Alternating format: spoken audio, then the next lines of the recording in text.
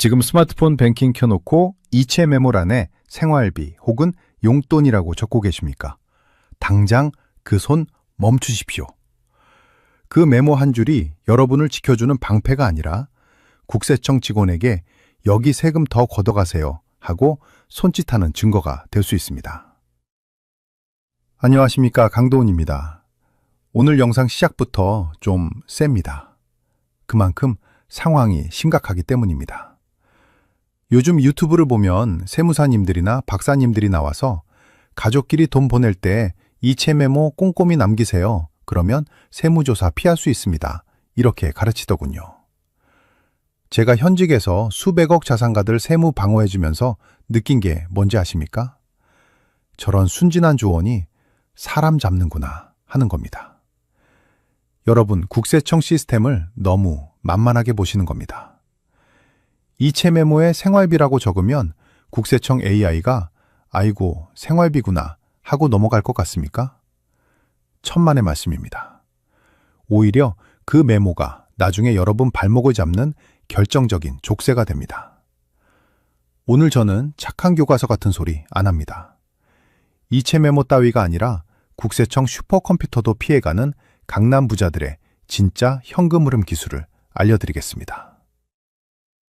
본론 들어가기 전에 경고합니다. 오늘 내용은 국세청이 제일 싫어하는 이야기입니다. 합법과 불법의 경계선에서 줄타기하는 내부자 정보도 포함되어 있습니다. 나는 그냥 세금 내라는 대로 다 내고 마음 편하게 살란다 하시는 분들은 지금 나가셔도 좋습니다. 하지만 내 피 같은 돈 50%를 세금으로 뺏기는 건 죽기보다 싫다 하시는 분들만 끝까지 따라오십시오. 책임은 못 져드리지만 방법은 확실하게 알려드립니다. 자, 본격적으로 시작해 보겠습니다. 많은 분들이 착각하십니다. 내가 재벌도 아니고 기껏해야 아들 전세금 좀 보태주고 딸 시집 갈 때 혼수 좀 해준 건데 국세청이 나 같은 서민까지 신경 쓰겠어? 네, 신경 씁니다. 아주 현미경으로 들여다보고 있습니다. 예전에는 사람이 일일이 장부를 넘겨봤으니까 금액이 적으면 그냥 넘어갔습니다. 그런데 지금은 시대가 바뀌었습니다. 국세청 지하에는 PCI라고 불리는 소득 지출 분석 시스템이 돌아가고 있습니다. 이게 뭐냐? 쉽게 말해서 여러분 자녀의 소득과 재산, 그리고 씀씀이를 AI가 실시간으로 비교하는 겁니다. 예를 들어 봅시다. 여러분 아들이 연봉 4천만 원 받는 직장인입니다. 숨만 쉬어도 나가는 생활비 빼면 1년에 2천만 원 모으기도 벅찹니다. 그런데 이 아들이 갑자기 10억짜리 아파트를 샀습니다. 혹은 빚 3억을 한 번에 갚았습니다. 이때 국세청 컴퓨터에 빨간불이 켜집니다. 삐용삐용 경고음이 울립니다. 야, 이 소득으로는 절대 불가능한 재산 증식이다. 이거 100% 부모가 뒤에서 쏴준 거다. 바로 자금 출처 조사가 나옵니다. 이때 여러분이 억울하다고 항변합니다. 아니에요. 내가 그냥 준 게 아니라 빌려준 거예요. 혹은 생활비 보태 쓰라고 준 거예요. 그러면서 당당하게 통장 내역을 보여줍니다. 거기에는 여러분이 꼼꼼하게 적어놓은 메모가 있습니다. 생활비 축의금, 아들 힘내라. 여러분은 그 메모가 알리바이가 될 거라고 믿으셨죠. 그런데 국세청 조사관은 그 메모를 보고 코웃음을 칩니다. 어르신 아드님이 연봉이 있고 며느리도 맞벌이 하는데 생활비를 3년 동안 매달 200만 원씩 보내셨네요. 이건 생활비가 아니라 현금 증여입니다. 기가 막히죠? 우리 법에는 사회통념상 인정되는 취급이나 교육비, 생활비는 비과세라고 되어 있습니다. 하지만 여기서 핵심은 필요성입니다. 자녀가 돈을 벌고 있는데 부모가 생활비를 대준다. 그건 생활비가 아니라 자녀가 모아야 할 돈을 부모가 대신 내줘서 자녀의 재산을 불려주는 행위로 봅니다. 실제로 제 고객 중에 최 여사님이라는 분이 계셨습니다. 이분이 정말 꼼꼼한 분입니다. 유튜브 보고 배운 대로 아들한테 매달 300만 원씩 보내면서 메모에 생활비라고 꼬박꼬박 적었습니다. 5년 동안 무려 1억 8천만 원을 보냈습니다. 그런데 3년 뒤에 세무조사가 나왔습니다. 아들이 경기도에 아파트를 하나 샀거든요. 국세청이 자금 출처를 소명하라고 나왔는데 최 여사님은 자신만만했습니다.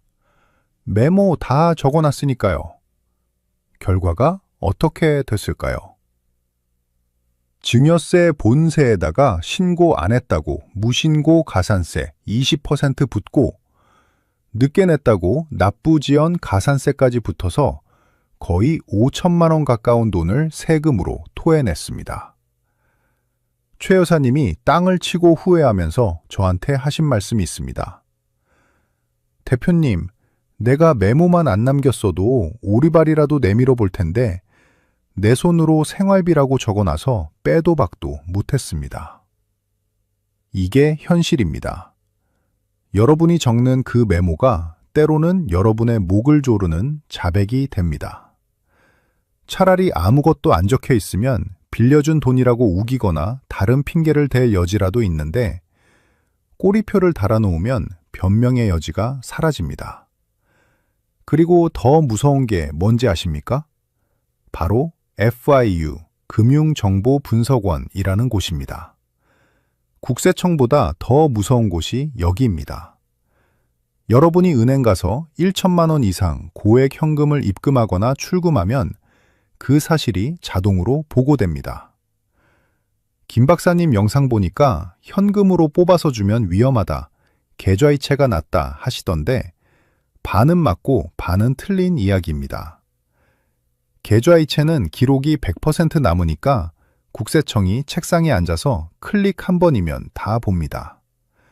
반면에 현금은 뽑을 때 기록은 남지만 그 돈을 장롱에 넣어뒀는지, 아들을 줬는지, 불에 태웠는지 추적하기가 어렵습니다.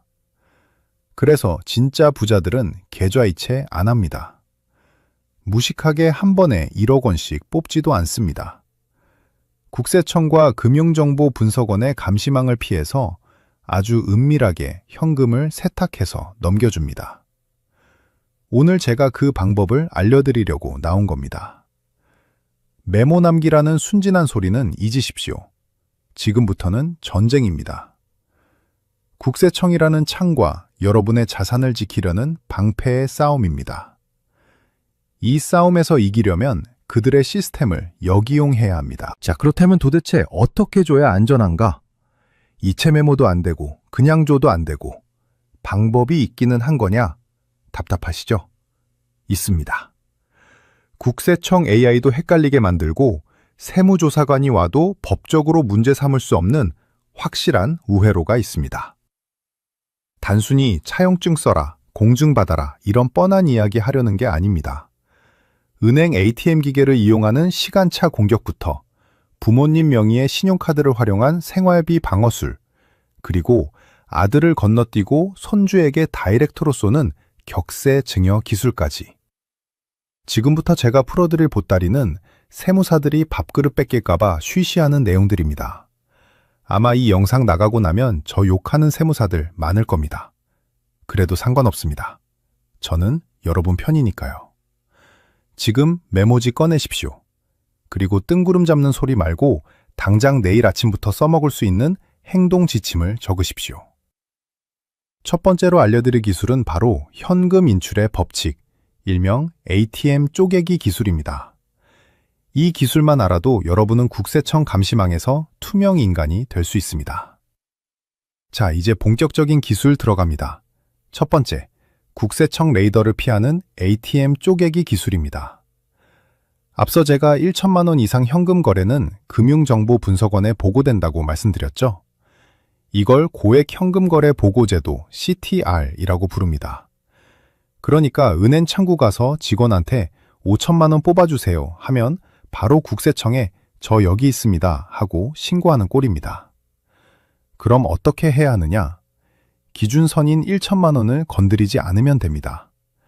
강남 사모님들은 절대 창고에서 돈 안 찾습니다.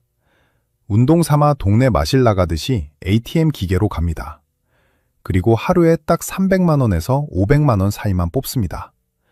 왜냐? 1천만 원 미만은 자동 보고 대상이 아니거든요. 그런데 여기서 주의할 점이 있습니다. 머리 좀 쓴답시고 오늘 A은행 강남지점에서 500만 원 뽑고 바로 길 건너 B은행 서초지점 가서 또 500만 원 뽑는 분들 계십니다. 이거 걸립니다. 금융전산망은 모든 은행이 연결되어 있습니다. 같은 날 여러 은행에서 인출한 합계가 1천만 원이 넘으면 그것도 의심거래로 봅니다. 그래서 진짜 고수들은 시간차 공격을 합니다. 오늘 300만 원 뽑았으면 며칠 쉬었다가 다른 은행 가서 또 300만 원 뽑습니다. 이렇게 불규칙한 간격으로 조금씩 현금화해서 집에 있는 금고나 장롱 깊숙한 곳에 쌓아둡니다. 이걸 전문 용어로 현금댐을 만든다고 합니다. 이렇게 모은 현금은 꼬리표가 없습니다. 나중에 아들 전세금 급할 때, 며느리 산후조리원비 필요할 때 이 현금댐에서 조금씩 꺼내주는 겁니다. 계좌이체가 아니니까 기록이 안 남죠. 국세청이 와서 이거 무슨 돈이냐 물으면 내가 늙어서 병원 갈 때 쓰려고 모아둔 비상금이다, 쌈짓돈이다 하면 그만입니다. 물론 이 현금으로 아들이 10억짜리 아파트를 덜컥 사버리면 그때는 자금 출처 조사에서 걸릴 수 있습니다. 하지만 생활비나 혼수비용, 인테리어 비용처럼 영수증 처리가 애매한 곳에 쓰는 돈으로는 이 현금만 한 게 없습니다. 티끌 모아 태산이라고 이렇게 1년만 모아도 3, 4천만 원은 좋게 됩니다. 세금 한 푼 없이 자녀를 도울 수 있는 가장 원시적이지만 가장 강력한 방법입니다. 두 번째 기술, 이게 진짜 꿀팁입니다.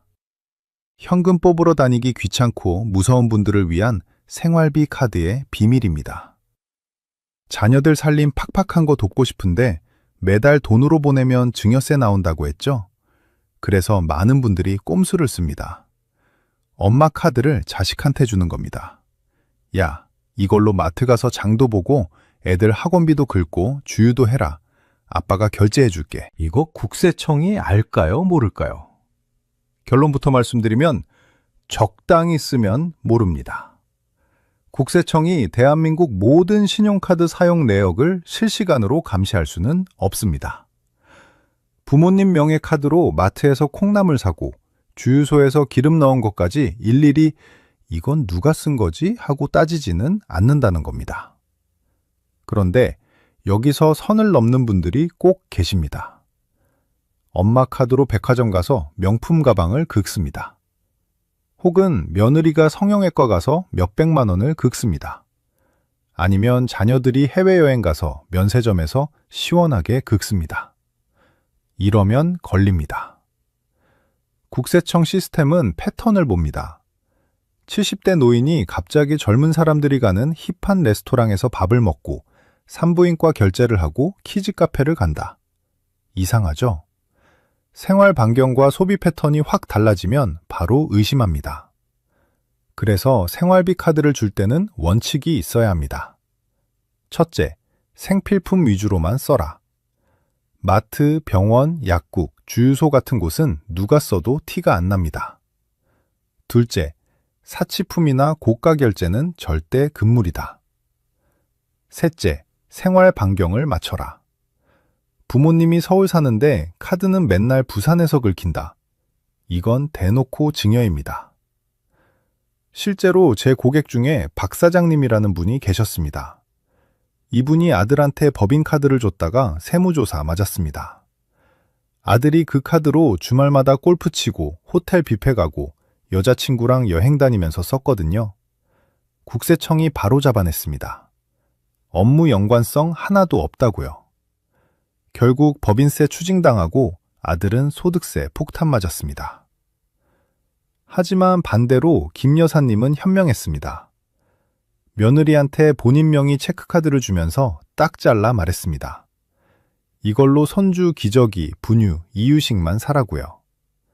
3년 동안 며느리가 그 카드로 애들 키우는 데 들어가는 자잘한 돈 다 해결했습니다. 한 달에 100만 원 꼴이었는데 국세청에서 연락 한 번 안 왔습니다. 이게 바로 생활 밀착형 증여입니다. 돈을 뭉텅이로 주는 게 아니라 지출을 방어해 주는 겁니다. 자녀 입장에서는 어차피 나갈 돈을 부모님이 해결해 주니 그만큼 자기 월급을 모을 수 있죠. 결과적으로 현금 주는 거랑 똑같은 효과인데 세금은 0원입니다. 자, 세 번째 기술. 아들을 건너뛰고 손주에게 쏘는 격세증여입니다. 김 박사님 영상에서도 잠깐 나왔는데 저는 이걸 좀 더 공격적으로 활용하라고 말씀드리고 싶습니다. 여러분 자녀 세대인 지금 가장 돈이 많이 들어가는 때입니다. 그런데 그 돈의 대부분이 어디로 가느냐? 바로 사교육비입니다. 애들 영어 유치원 보내고 수학 학원 보내느라 허리가 휘어집니다. 이때 할아버지, 할머니가 나섭니다. 아들한테 돈 주면 아들이 그걸로 학원비 내겠죠? 이러면 증여세 위험이 있습니다. 그런데 할아버지가 손주 영어 유치원에 직접 학원비를 이체하면 어떨까요?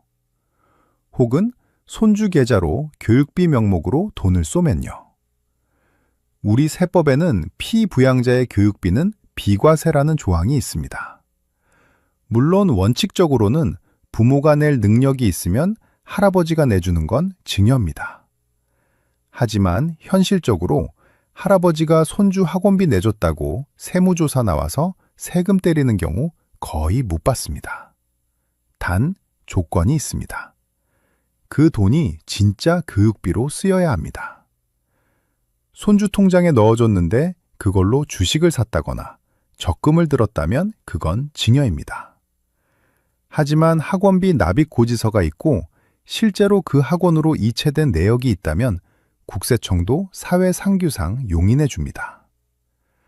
한국 정서상 할아버지가 손주 공부시킨다는데 그걸로 세금 걷어가기는 부담스럽거든요. 제 고객 중에 이 회장님은 아예 손주가 태어나자마자 손주 명의로 통장을 만들고 10년마다 증여공제 한도인 2천만 원씩 꼬박꼬박 채워줬습니다.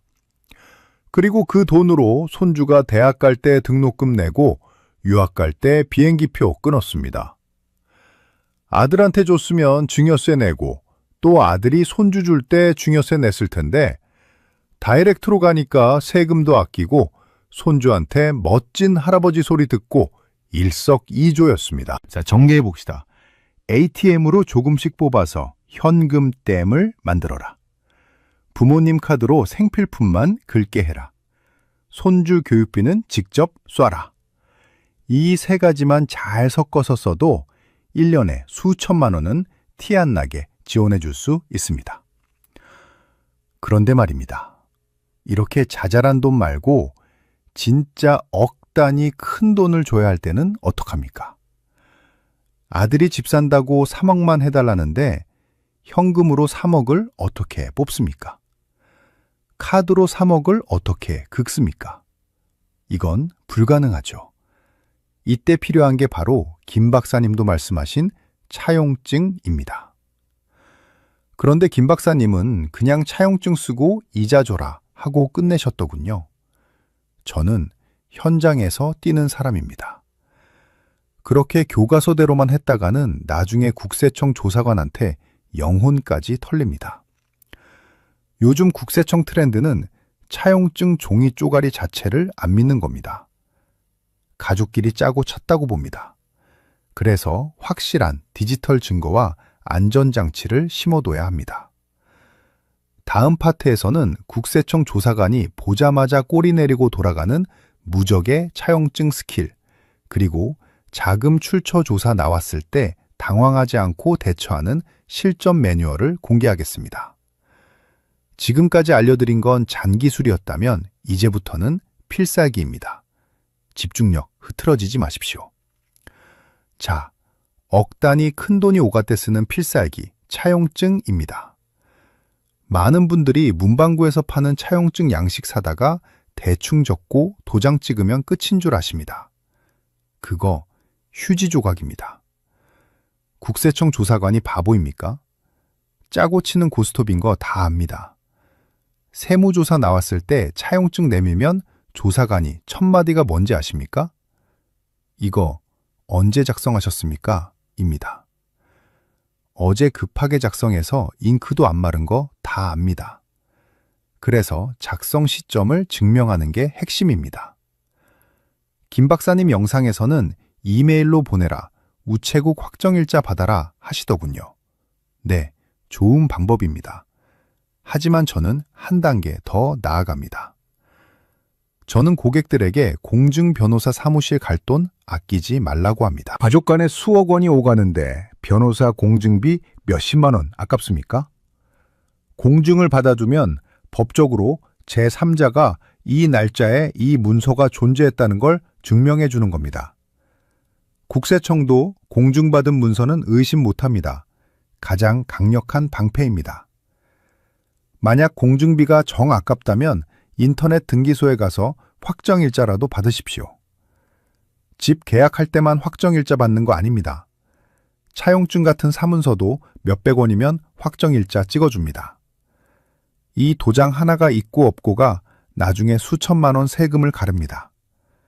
그리고 진짜 중요한 건 이자입니다. 차용증에 이자 4.6% 주기로 했다고 써놓고 실제로 안 주면 그건 가짜입니다. 통장에 매달 이자가 찍혀야 합니다. 그런데 여기서 많이들 실수하십니다. 아들이 아버지한테 이자를 보냅니다. 그런데 메모에 아무것도 안 적습니다. 혹은 그냥 용돈이라고 적습니다. 이러면 나중에 국세청이 이건 이자가 아니라 그냥 용돈 드린 거네요 하고 차용증을 부인해버립니다. 반드시 이체 메모에 이자 혹은 영월분 이자라고 명확하게 박아둬야 합니다. 그리고 그 이자를 받은 부모님은 그 돈을 쓰셔야 합니다. 다시 그 돈을 모아서 아들한테 준다거나 손주한테 준다. 이러면 국세청이 자금 흐름 다 추적해서 이거 돌려막기네 하고 세금 때립니다. 이자는 부모님이 맛있는 거 사드시고 여행 가시는데 쓰십시오. 그래야 진짜 거래로 인정받습니다. 자, 이제 차용증보다 더 무서운 이야기를 해보겠습니다. 바로 자금 출처 조사입니다. 자녀가 집을 샀는데 국세청에서 편지가 날아왔습니다. 소명자료 제출하세요. 이때 대부분의 부모님들이 당황해서 멘탈이 나갑니다. 그래서 하지 말아야 할 짓을 합니다. 급하게 차용증을 위조하거나 통장 내역을 조작하려고 합니다. 절대 그러지 마십시오. 호미로 막을 거 가래로 막습니다. 조사관들은 프로입니다. 어설픈 조작은 괘씸죄만 추가될 뿐입니다. 이때 가장 좋은 전략은 선제 공격입니다. 자녀가 집을 살 계획이 있다면 국세청이 묻기 전에 우리가 먼저 신고하는 겁니다. 아버지가 3억 원을 빌려줍니다. 차용증 씁니다. 공증 받습니다. 그리고 자녀가 집 살 때 자금 조달 계획서라는 걸 구청에 냅니다. 여기에 차용금 3억 원, 부모님께 빌림이라고 당당하게 적어내는 겁니다. 숨기니까 의심하는 겁니다. 처음부터 나는 빌린 거다, 이자 줄 거다 하고 오픈하면 국세청도 오히려 건드리기 쉽지 않습니다. 왜냐? 서류가 완벽하니까 털어도 나올 게 없어 보이거든요. 제 고객 중에 정 사장님은 아들 신혼집 해줄 때 아예 세무서 가서 증여세 신고를 했습니다. 5억을 주는데 3억은 빌려준 걸로 차용증 쓰고 나머지 2억은 증여로 신고하고 세금 냈습니다. 2억에 대한 세금 한 2, 3천만 원 냈죠. 주변에서 바보라고 했습니다. 안 걸릴 수도 있는데 왜 생돈을 내냐고요. 그런데 2년 뒤에 그 지역 신도시 아파트 산 사람들 대상으로 대대적인 세무조사가 나왔습니다. 주변 지인들 다 걸려서 가산세까지 몇 억씩 두들겨 맞고 난리가 났습니다. 그런데 정 사장님 아들은요, 연락도 안 왔습니다. 이미 신고하고 세고 냈으니까 국세청 리스트에서 제외된 겁니다. 이게 바로 돈 주고 사는 평화입니다. 여러분, 불안에 떨면서 밤잠 설치지 마시고 낼 거 내고 떳떳하게 다리 뻗고 주무시는 게 최고의 절세입니다. 마지막으로 Q&A 시간입니다. 시청자분들이 가장 많이 궁금해하시는 것들 딱 정리해드립니다. 첫째, 부모님 빚을 자식이 대신 갚아주면 안 되나요? 반대는요, 절대 안 됩니다. 부모 빚을 자식이 갚든 자식 빚을 부모가 갚든 그건 100% 증여입니다. 채무 인수라고 해서 빚이 넘어가는 순간 세금도 같이 넘어갑니다. 갚아주고 싶으면 돈을 빌려줘서 본인이 직접 갚게 하십시오. 둘째 가족끼리 계좌이체 잘못했는데 다시 돌려보내면 되나요? 이거 위험합니다. A가 B에게 1억을 보냈습니다. 아차, 실수네 하고 B가 다시 A에게 1억을 보냅니다. 국세청은 이걸 1억 줬다가 다시 1억 받은 거, 즉 왕복증여로 볼 수 있습니다. 실수였다는 걸 입증하기가 쉽지 않습니다. 만약 실수했다면 즉시 반환하고 은행에 차고 송금 반환 신청 기록 같은 걸 남겨둬야 합니다. 셋째, 현금으로 뽑아서 금고에 넣어둔 돈 나중에 상속세 나오나요? 네, 나옵니다. 국세청은 여러분이 돌아가시기 전 10년 동안 인출한 현금 내역을 다 줘야 합니다. 만약 5억을 뽑았는데 그 돈이 어디 갔는지 사용처를 소명 못하면 자식들이 가져간 걸로 보고 상속세를 때립니다. 이걸 추정상속 재산이라고 합니다. 그래서 현금 쓴 내역, 영수증, 병원비 내역 같은 거 꼼꼼하게 모아둬야 억울한 세금 안 냅니다. 자, 이제 기술적인 건 다 알려드렸습니다. ATM 쪼개기, 카드 신공, 차용증 공증. 이 정도면 여러분도 반세무사 되신 겁니다. 하지만 기술보다 중요한 건 마음가짐입니다. 다음 마지막 파트에서는 이 모든 기술을 관통하는 부모와 자식 간의 돈 철학에 대해 이야기하겠습니다. 돈 때문에 자식 잃고 노후 망치지 않으려면 어떻게 중심을 잡아야 하는지 쓴소리 좀 하겠습니다. 마지막까지 채널 고정하십시오. 지금까지 우리는 국세청이라는 거대한 시스템과 싸워 이기는 기술들에 대해 이야기했습니다. 그런데 영상 마치기 전에 제가 진짜 드리고 싶은 말씀은 따로 있습니다. 세금보다 더 무서운 게 뭔지 아십니까? 바로 돈 때문에 망가지는 가족관계입니다. 제가 20년 동안 수많은 부자들을 만나면서 깨달은 게 하나 있습니다. 돈을 줄 때도 받을 때도 원칙이 없으면 그 돈은 독이 된다는 겁니다.